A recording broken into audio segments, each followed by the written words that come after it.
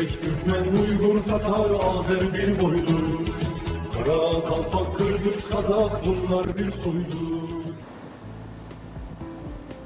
Бывший премьер-министр Азербайджана, экс-министр иностранных дел и посол Гасан Гасанов встретился с послом Кайратом Усмоналиевым в посольстве Кыргызстана в Азербайджане. На встрече посол Кыргызской республики проинформировал Гасана Гасанова об общественно-политических и культурных событиях в Кыргызстане. Состоялся широкий обмен мнениями о взаимных официальных визитах президента Кыргызстана в Азербайджан и итогах взаимных официальных визитов президента Азербайджанской республики в Кыргызстан. Гасан Гасанов рассказал, что он посетил Кыргызстан в 1962 году, когда занимался государственными делами. Затем посетил Кыргызстан в составе официальной делегации во главе с покойным президентом Азербайджана Гейдаром Алиевым во время мероприятий, посвященных тысячелетию эпоса Манас, а позже в составе Совета ССТГ Аксакалов.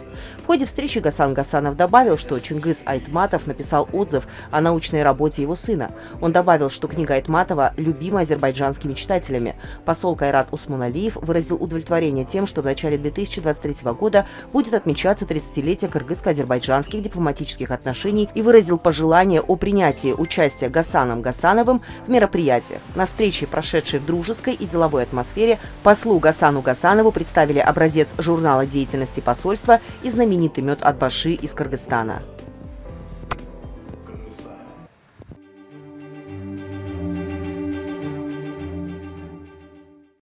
В этом небольшом репортаже мы представим информацию об Азербайджанском университете АДА, который считается одним из лучших и может предоставить хорошие качественные знания для молодежи Кыргызстана. Кроме того, предоставить хорошую квалификацию для практикующих специалистов. Прежде всего, отметим, что университет АДА выделил место для кыргызстанских выпускников и студентов для бесплатного продолжения обучения по дипломатическим и другим специальностям. Об этом мы сообщим отдельно, а пока представим краткий рассказ об истории университета АДА и некоторых моментах. История университета начинается с 2006 года. Так, в марте 2006 года было создано высшее учебное заведение под названием Азербайджанская дипломатическая академия при Министерстве иностранных дел Азербайджана. Указом президента Азербайджанской республики от 13 января 2014 года университет АДА был создан на базе дипломатической академии Министерства иностранных дел Азербайджана и Университета информационных технологий в Азербайджанской республике. Его основная цель – подготовить мировых лидеров в области дипломатии, связей с общественностью, бизнеса, информационных технологий и системной инженерии. Основателем академии является Хафиз Пашаев, заместитель министра иностранных дел Азербайджана и бывший посол Азербайджана в Соединенных Штатах Америки. В одном из следующих выпусков нашей телепередачи мы расскажем вам о знаменитом дипломате Хафизе Пашаеве. С 2012 года он работает в новом кампусе «Зеленый и умный», расположенном недалеко от парка Деде-Кордук в Баку. С 2009 года преподает на уровне магистра, с 2011 на уровне бакалавра.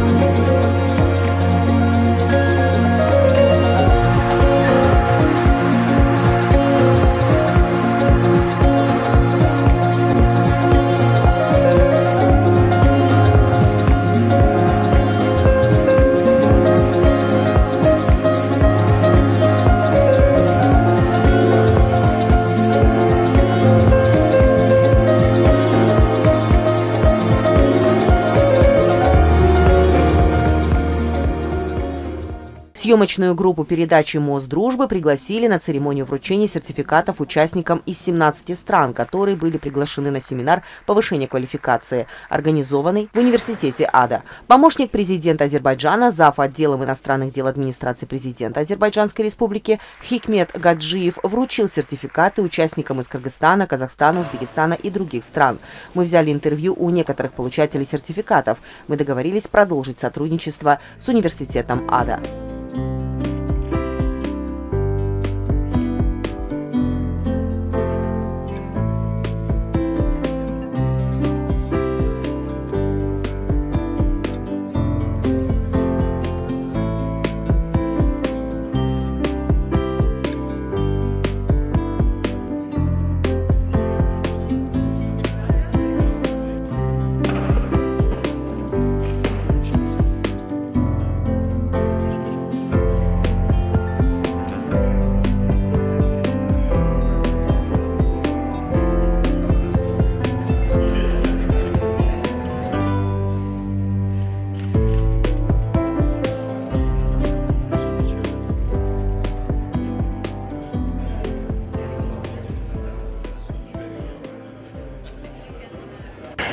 Фарид Муалим, у вас проходит вручение сертификатов.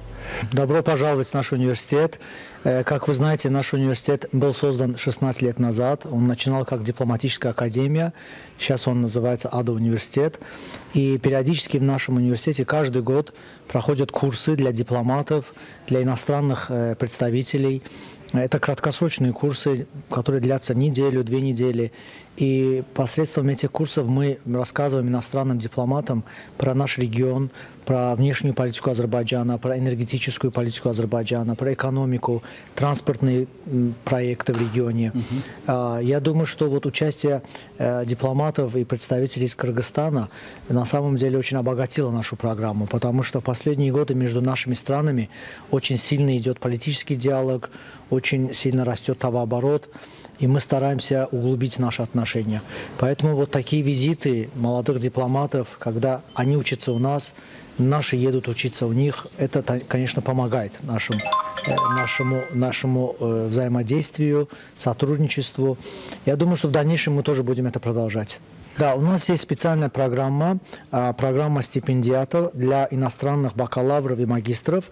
Мы оплачиваем им обучение здесь, в Азербайджане. Они живут в наших квартирах, они учатся в Баку.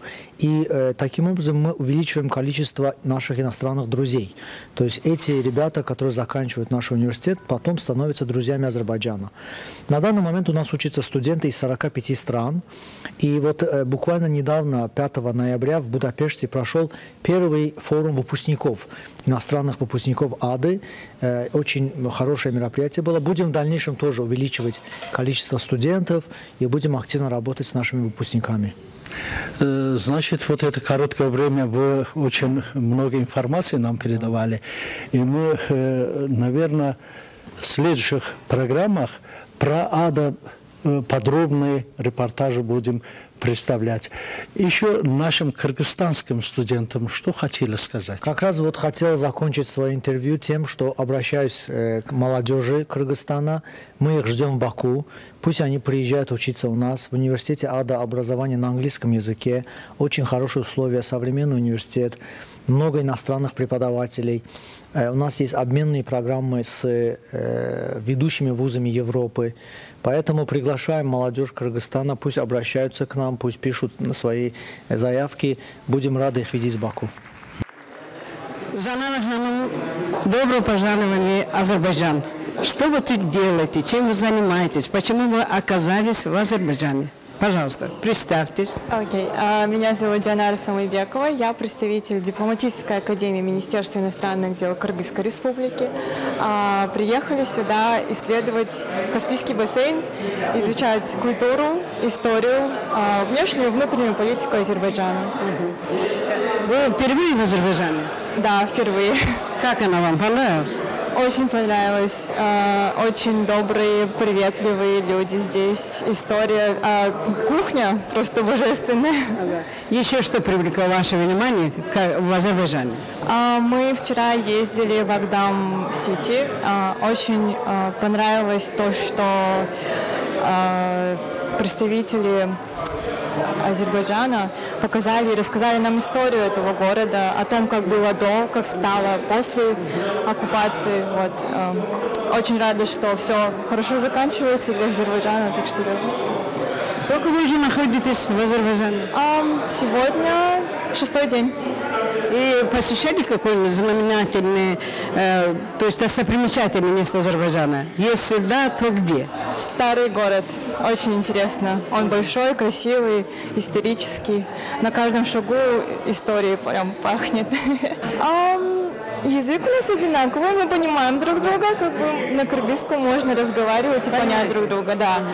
А так, можно сказать, внешности, наверное, отличаемся, да. А что вы попробовали азербайджанскую кухню? Что вы ели эти дни? Эти дни? Мы попробовали долма, плов, очень вкусный плов.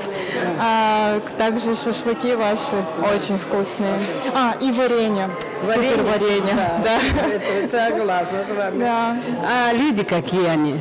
Люди доброжелательные. Мы как братья, если честно, не вижу разницы. Так что даже так? Да. Как понимаем друг друга, делаем скидки на базарах, так что все хорошо. А какие у вас перспективы с Азербайджаном сотрудничества или работать, и приедете, или это просто так приехали, посмотрели? Нет, у нас в Дипакадемии есть меморандум с Ада University, так что да, у нас уже есть сотрудничество. Что вы хотите отсюда нашим кыргызстанцам пожелать? Желать, приезжайте в Баку, изучайте историю и культуру Азербайджана. Все. Наргиз Исмаилова, руководитель отдела повышения квалификации и тренинг-программ. Мы только что закончили программу Caspian Basin Studies для представителей более чем 15 стран. У нас было 27 человек, и в нашей программе участвовали такие страны, как Аргентина, Бразилия, Узбекистан, Казахстан, также Италия, Бельгия, да, и многие другие, Киргизстан и многие другие. Очень удачно, что в данной программе в этом году были представительства фактически всех континентов, и разные видения были разделены во время программы.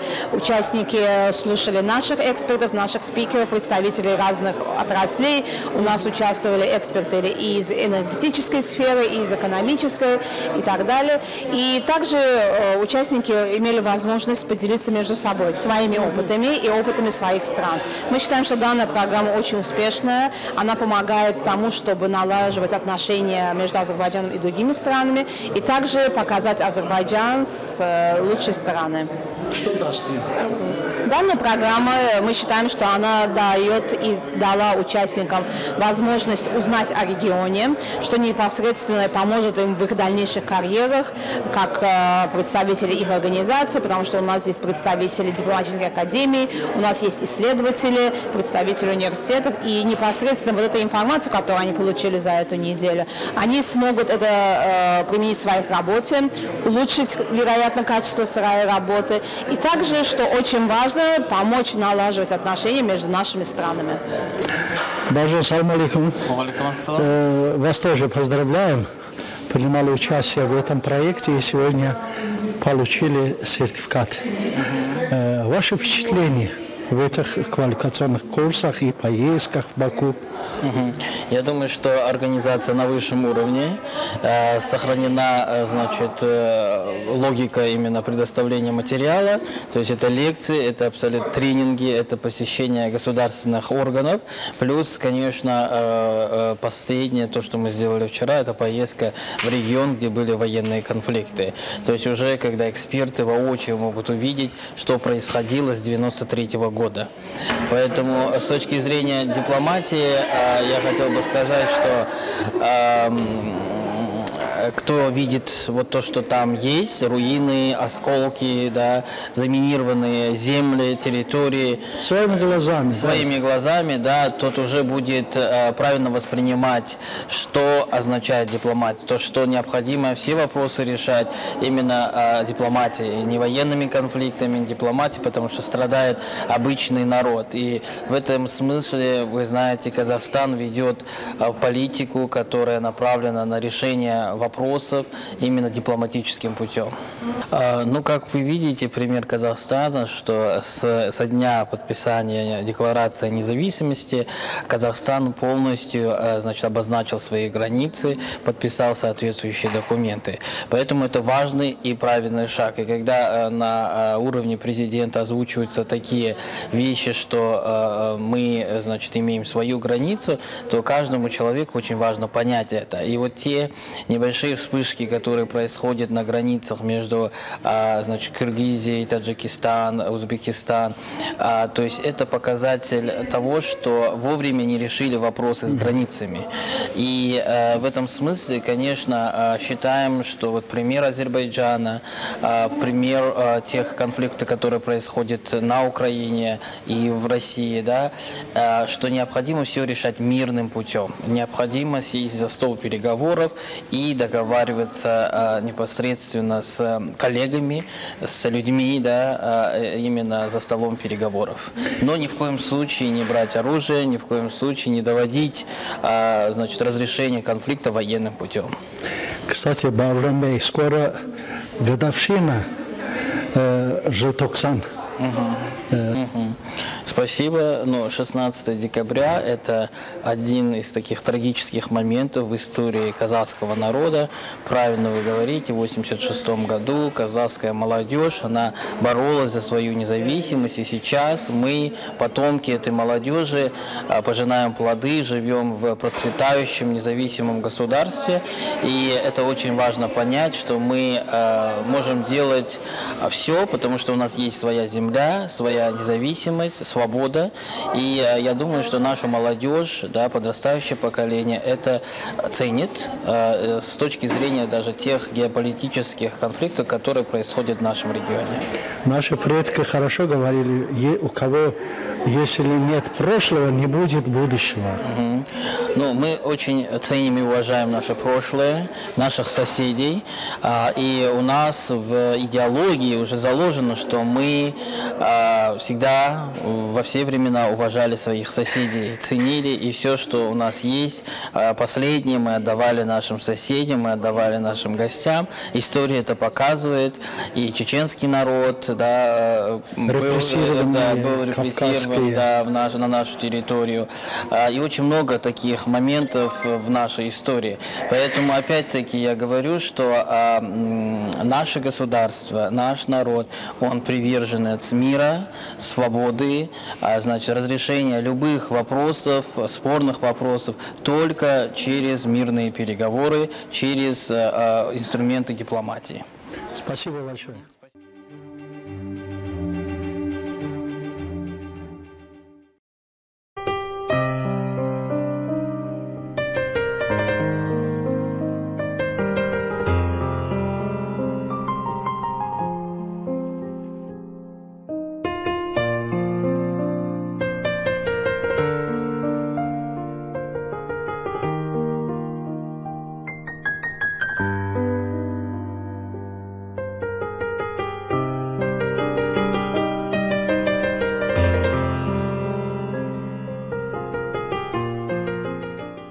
Думаем, наш следующий репортаж тоже будет интересен и привлечет ваше внимание. Он был создан 3 месяца назад в поселке на окраине Баку.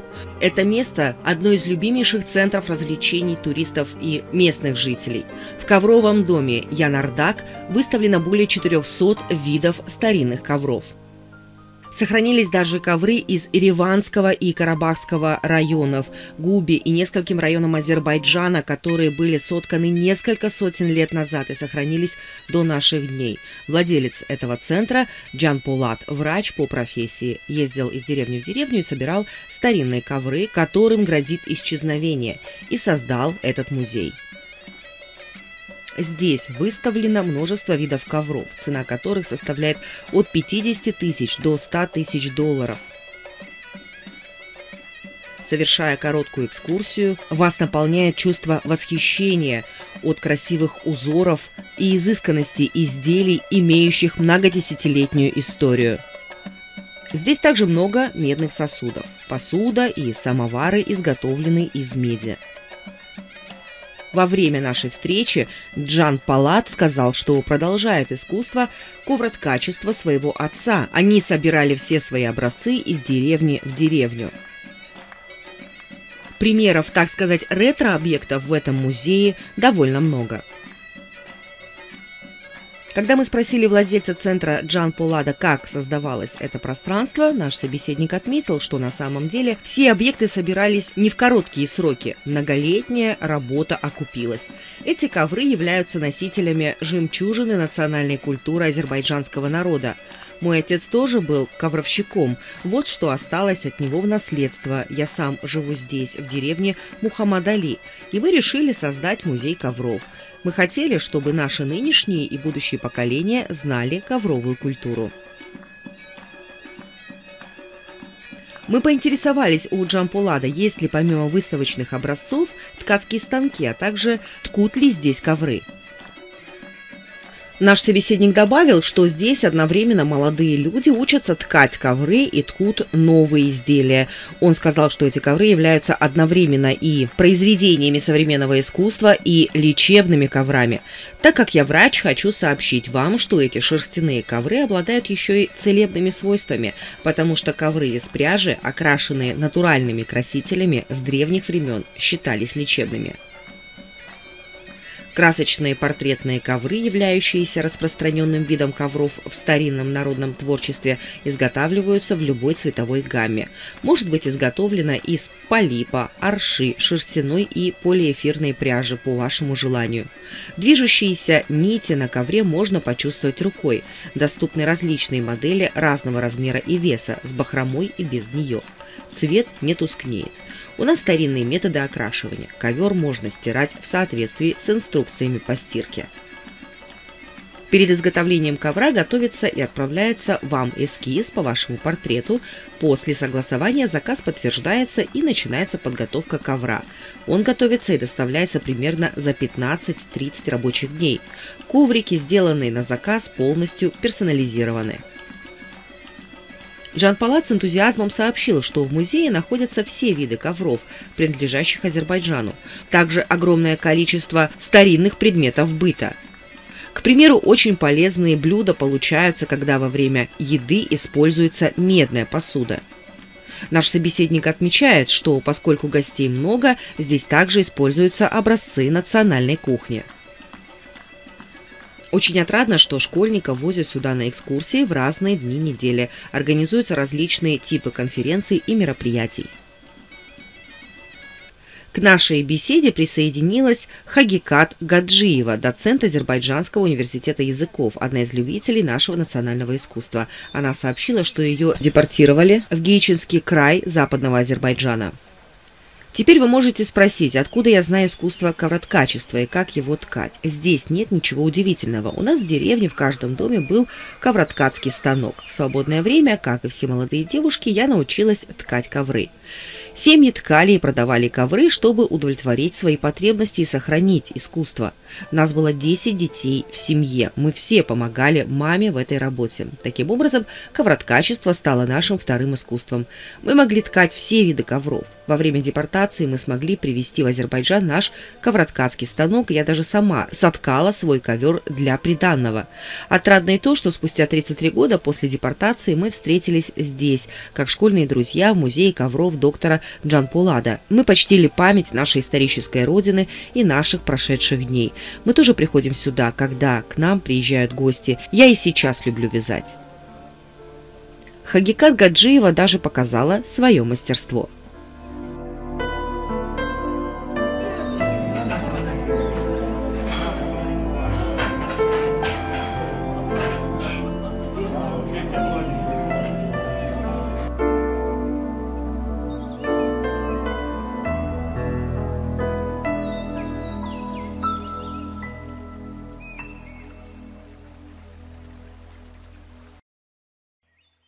Доктор Джан Пулат сказал, что музей построили за счет больших средств на создание такого места. Он отметил, что семья должна содержать наследника по отцовской линии. Это 8 братьев и сестры. Присоединяюсь к доктору Джан Пуладу. Ни один из ковров, выставленных здесь в настоящее время, не может быть найден нигде. Один раз сотканный ковер уже никогда не будет повторяться. Узор имеет цепные петли, похожие на латинскую букву «С», что указывает на то, что они сделаны из натуральных красителей. Например, натуральные красители получали из луковой шелухи, плодов шиповника, розы и клюквы. Доктор Джан Пулат также сообщил, что используемая здесь медная посуда полностью безвредна для здоровья. Он отметил, что в прошлом наши предки в изобилии использовали медные сосуды. У сестры Джан Пулада Махбубы тоже много работы. Сборочные и другие швейные работы. Дизайн принадлежит также ей. Хотя она юрист, но работает дизайнером. Здесь много старинных вещей. И в них заключается память, чтобы предоставить будущим поколениям яркие образцы нашей культуры и стать наследием. Несмотря на многое, мы добились своего и приглашаем всех гостей посетить наш музей и стать гостями нашей национальной кухни.